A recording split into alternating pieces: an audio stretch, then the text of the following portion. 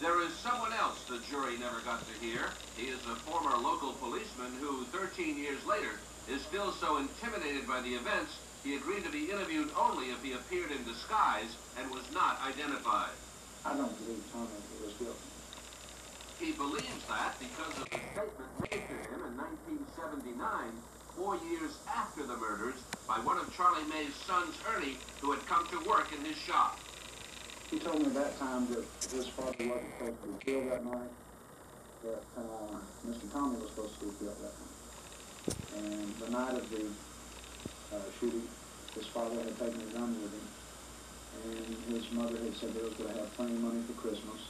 The credibility of Edward Williams, the prosecution's star witness, is no better than that of Charlie Mays. Williams claims he sat and waited patiently in Tommy Ziegler's driveway beginning at 7:30 for at least 45 minutes. But Ed and Beulah Reeves live right across the street and tell a different story. At 8 o'clock, Ed saw Tommy's truck in the driveway, but not Williams. There was no other car in the driveway, nothing else around whatsoever.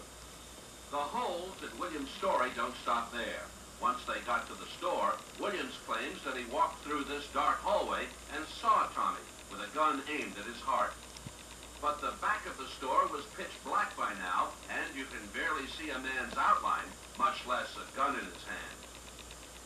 Edward Williams states that I hugged him and pleaded with him and then handed him a gun. If you look at my clothes are soaked with blood. Edward Williams doesn't have one drop of blood on his clothes. He turns around and he says, I gave him a gun. Great. He claims he stuck it in his pants pocket. Why didn't he have gunpowder residue in his pants pocket? Finally, Williams claims he jumped the fence, ran through the motel, out to the street, and over to Kentucky Fried Chicken. But 3 different witnesses say he did not show up there until 9:20. By Williams' own account, that leaves a good 40 minutes unaccounted for. Time, perhaps, to go home and change bloody clothing? And what about Don Fry's theory that Tommy knew how to safely shoot himself in the abdomen? That's ludicrous. That I knew so much about the anatomy of a human being that I could position myself and get all of my body parts lined up where I could shoot myself and not hit anything vital.